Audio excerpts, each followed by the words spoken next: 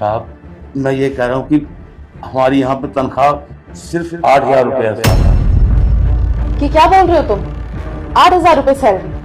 Sir ये सरासर झूठ बोल रहे हैं। मैंने इनको कभी 8,000 रुपए सैलरी दी ही नहीं। इनकी जितनी सैलरी थी मैंने इनको पूरी सैलरी दी है और मुझे समझ नहीं आ रहा कि झूठ क्यों बोल रहे हैं। नहीं साहब, क्यों झूठ बोल रही हैं आप?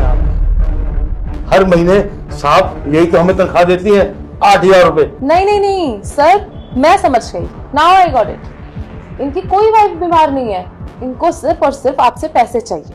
इनको लगा होगा कि अब तो इनको इस कंपनी में काम करते करते साल भर हो चुका है, तो बस ये आपके भरोसे का फायदा उठा रहे हैं।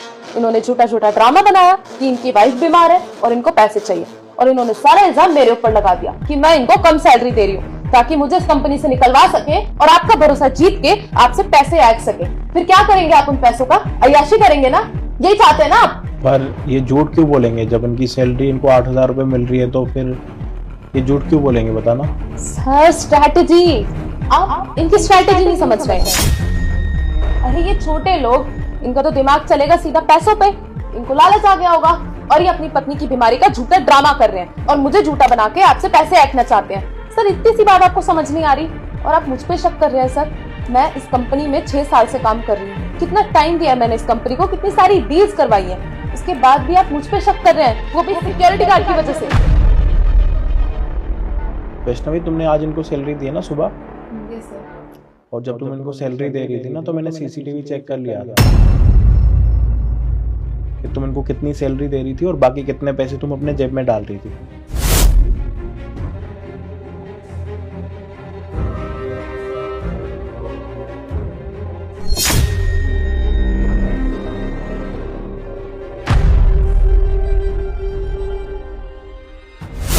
अरे तुम तो हमारे साथ ऑफिस में बैठ के चोरी कर रही हो, इसका मतलब तुम चोर हो। मैंने तो तुम्हें गलत पोस्ट दे दी है मैनेजर की।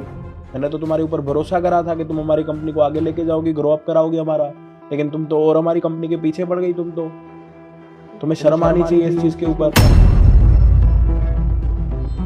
ये कंपनी की सारी चीजें अगर मैंने तुम्हारे हाथ में दी थी, क्यों दी थी?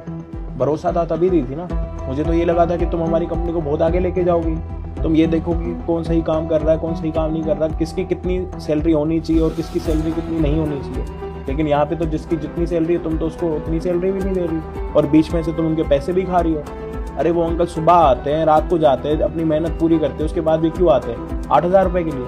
और तुम्हें पता नहीं है कि उनकी एक पत्नी है सिर्फ, ना उनका कोई बेटा है ना कोई उनकी बेटी है, और वो भी कितनी बीमार है, वो उनका इलाज भी नहीं करवा पा रहे सिर्फ तुम्हारी वजह से।